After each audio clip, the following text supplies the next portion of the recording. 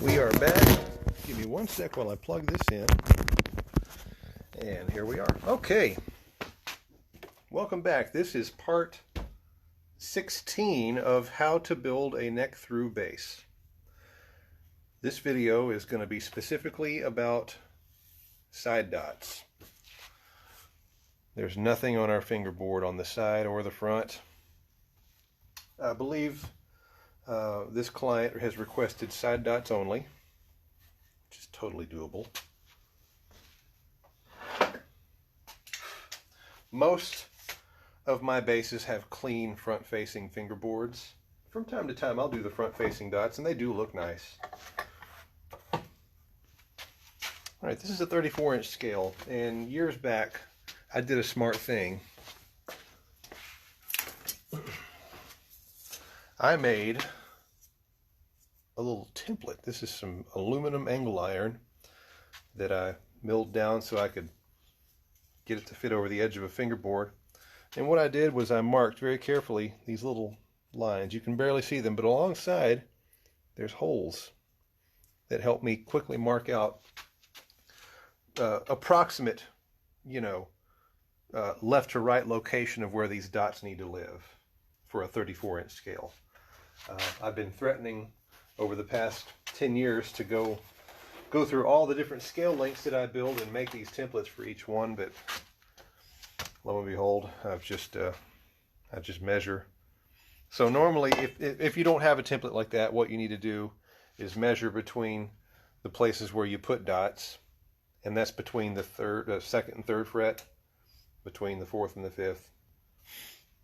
So 3, 5, 7, 9, double in the 12, 15, 17, 19, 21, 24. You'd have to take a ruler, measure half that, mark it. This speeds the process a little bit. So that's what I'm going to do today. We're just going to mark. This takes a lot of the guesswork out of it.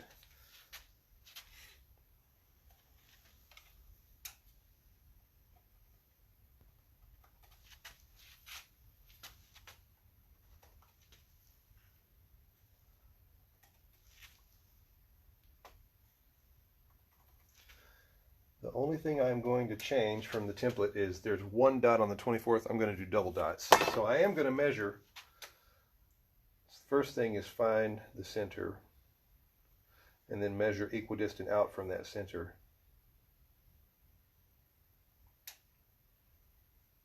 There we go. Now I'm going to take this little string height measuring device and use that as a mini straight edge along the very top corner of the fingerboard, and I'm going to draw a straight line up on each one of these dots. I have the left and right location mapped out. Now I have to get the altitude, right? How far up from where the neck ends and the fingerboard begins do we tell these dots to live? Obviously, you don't want your dots, going up and down hills. You want it to be a nice, straight, even line of material. So this is where the careful measuring comes into play.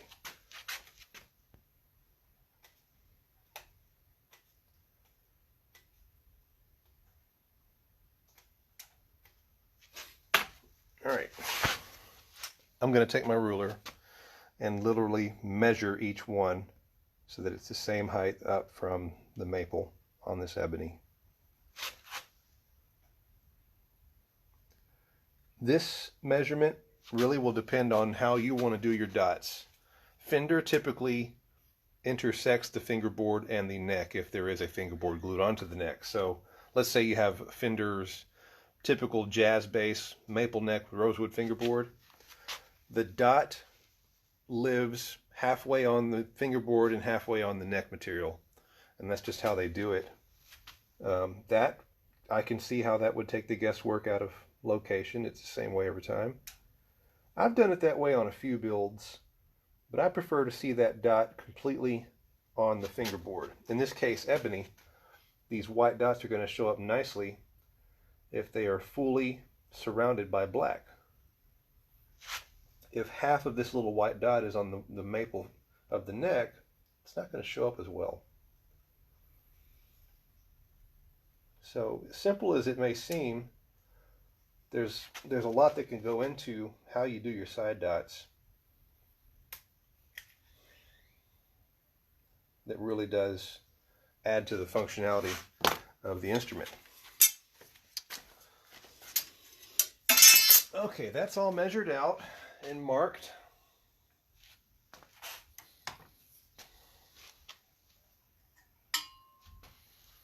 Now I'm going to take this little punch. You know that's dull. I'm going to sharpen that real quick. That needs to be sharp. If I were a sharpening stone, I would be hiding somewhere over here.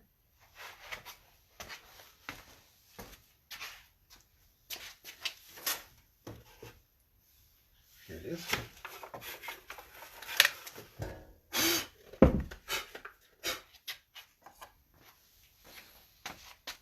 Sorry, maintenance right quick. Let's start on the medium side.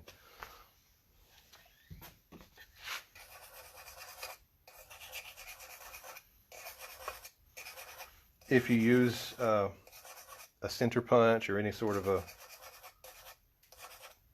not a scoring tool, but basically a little sharp thingy that you tap to locate a hole, you want to be sure that's very sharp, especially if you're going to be hammering into a much harder fingerboard wood like ebony.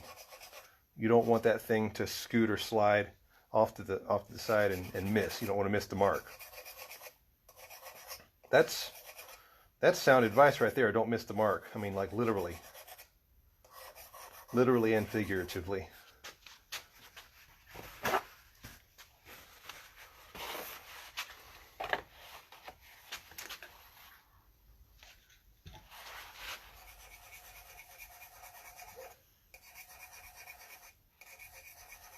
I have sharpened this thing so sharp and accidentally poked myself. I bled for hours. It's a pretty sharp tool once you get it really honed in.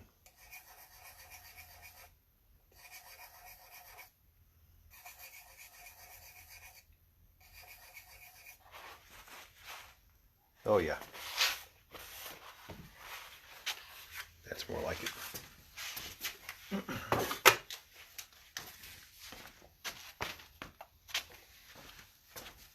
Now,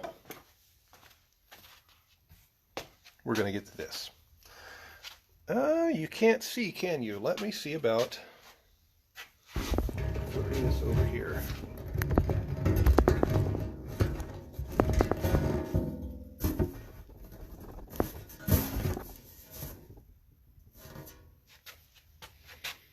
So very carefully, get to where I can see everything. Place it.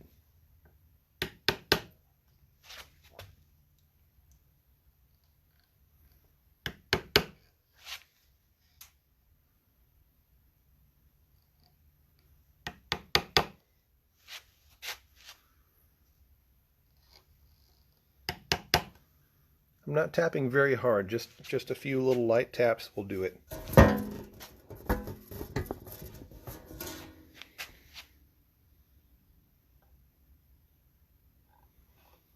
This is one of those steps where you don't want to be in a hurry. You want to get this one right. Pretty much get one shot. Notice I'm doing the side dots before the wings are glued on.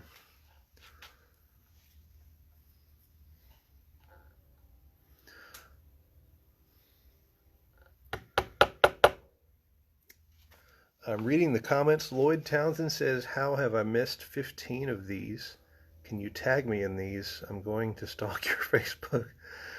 Lloyd, go to my timeline and scroll down a ways. Start with number 1 and then go through. You can also go to the search bar for go type in Brady McElroy videos, how to build a neck through bass, and that should bring those up. I've had a lot of people ask me to tag them. I don't know if that's going to be possible. I mean, there's a lot of people that are wanting to watch these when they find out about them. So just do that. Go to your search bar on Facebook, type in Brady McElroy videos, and then how to build a neck through bass. And that should bring them up. If not, let me know, and I'll see if I can find a way to get them to you. But they are on my timeline. At the very least, you can go there and scroll down a ways and start with number 1 and work your way through. Okay, those are all center punched, we'll call it. I never had formal woodworking training, so I don't know the names of some of my tools, which is pretty terrible, isn't it?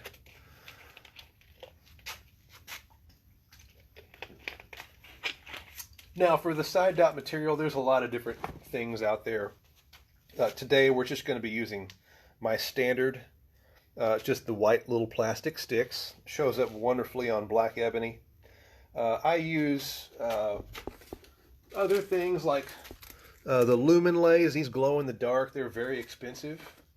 There are mother of pearl, green abalone. Those are some typical materials that I use. The shell dots, those are actually pre-cut, and they're a little bit different procedure as far as putting those in. Today we're going to do the very basic, and that is the white little plastic rods. So to start out, we are going to use a 1/16 inch drill bit, little tiny thing. And we're just going to go through and introduce this bit to where we put that little punch mark. Straight in.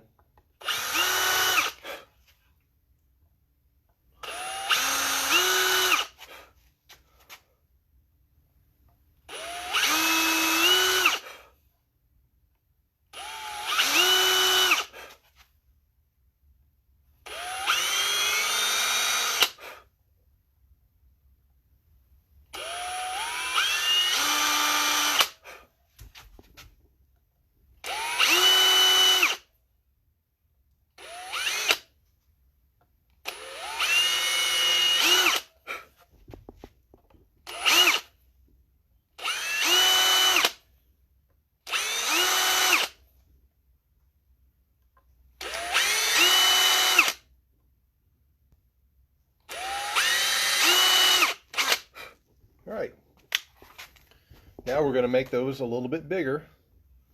If you are unsure about the size material you're using, get one of these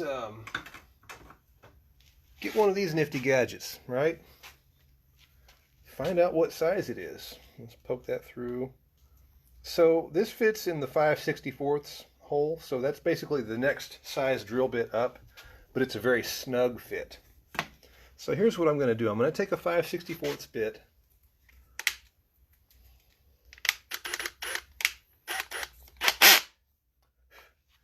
and I'm going to go ahead and drill this hole in. We're not going too deep. You can see how I have the drill bit marked with tape. Now, if I just went straight in, straight out, this dot won't quite slip in there. So what I'm going to do with each one of these is give it a little bit of a roll. That way, it will go in. Okay, that's a nice snug fit. So we're going to do that on all of these.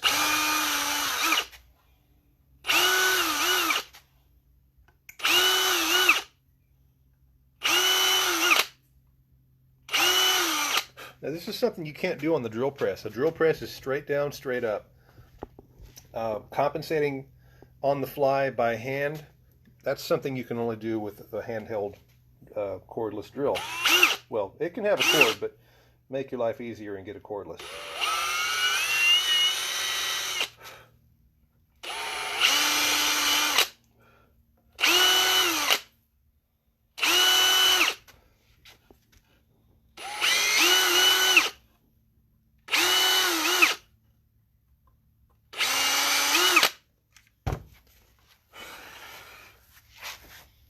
Time to glue in these dots. We're going to use the number 20 This is the medium viscosity super glue from StewMac. I am not endorsed by StewMac. I don't get paid to advertise or use their products. I use their products because they work well. It's not all StewMac in my shop, but I have a pretty good bit of it. Let's just say they're happy to see my orders come in because they know they're gonna get a few hundred of my dollars at a time. I'm actually running low on fret wire, so I'm going to re-up on that and some other things. So what I'll do is take just a dab of this number 20 and just pop that right in and leave a little bit standing on the top. We need something to cut.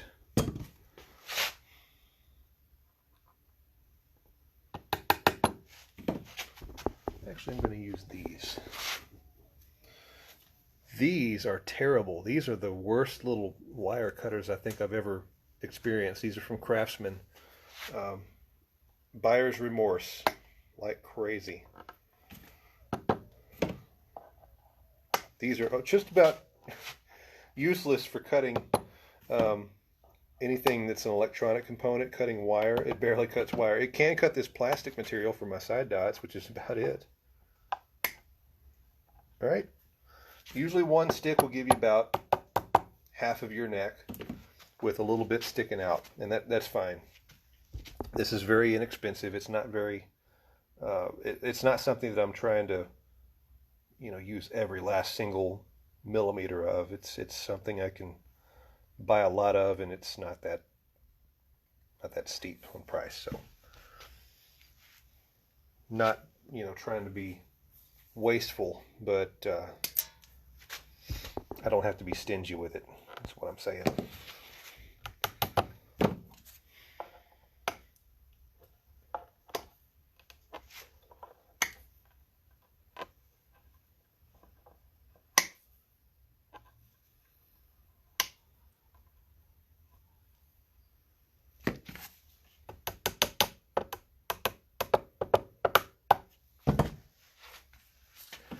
There's that. Now we've got these little spikes sticking out.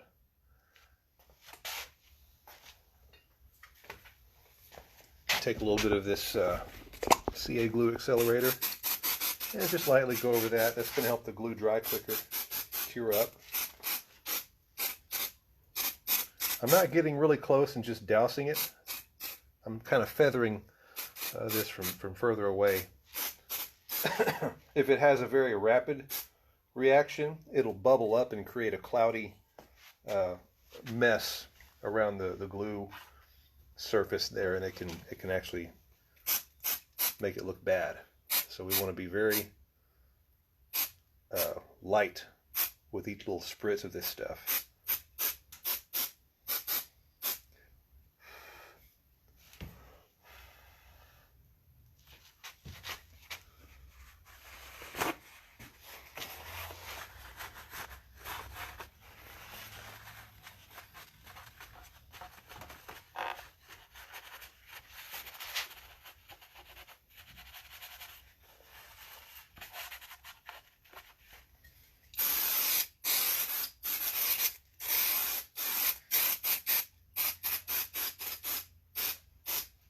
Now, if I were using the number 10 glue, the water thin stuff, it would be dry pretty quickly. It does not take long. The 20, it'll take a lot longer, especially as much as I put in on each one of these. That is still not...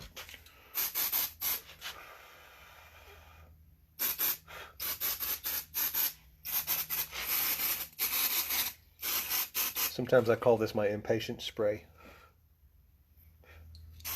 If you don't have glue accelerator, it's okay. You can just set the neck aside, go inside, make a sandwich, come back out. It'll be dry.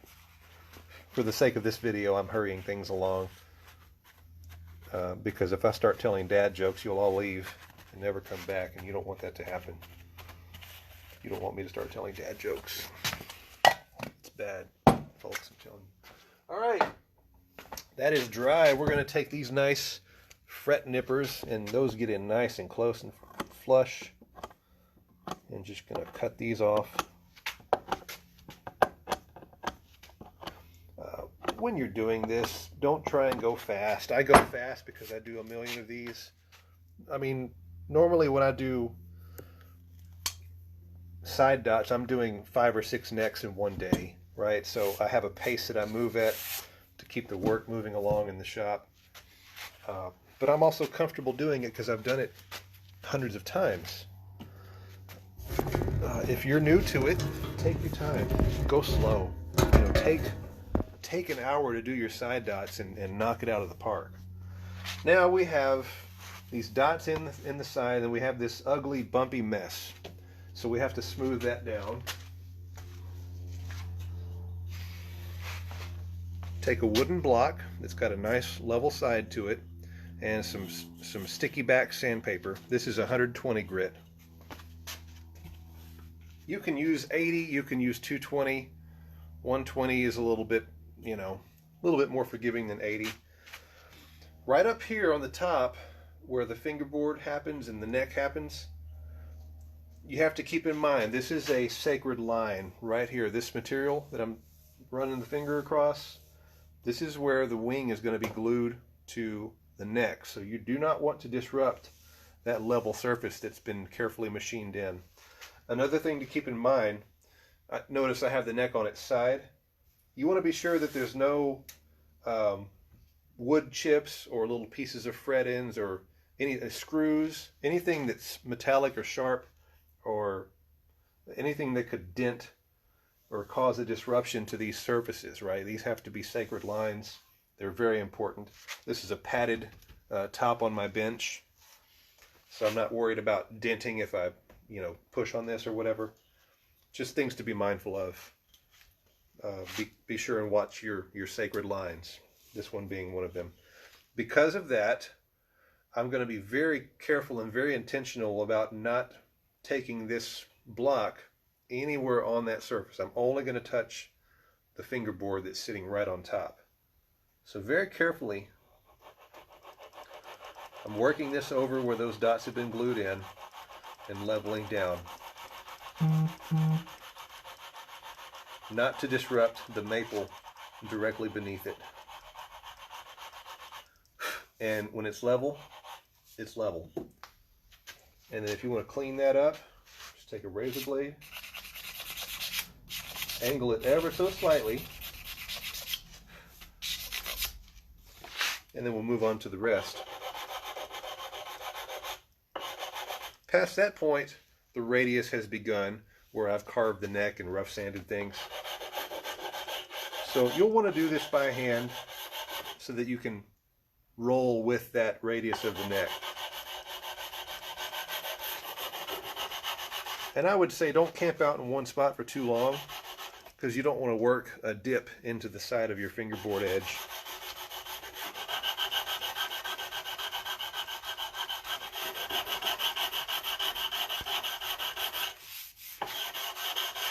It's like that with a lot of things in building an instrument. When you're trying to level something, just get in and get out.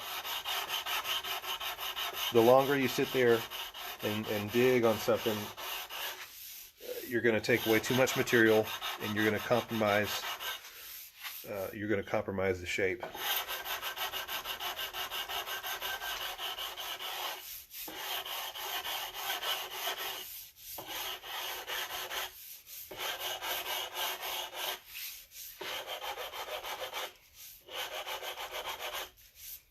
Alright, there's that. Scrape that with a razor. Clean it up a little bit. There's our dots. Alright.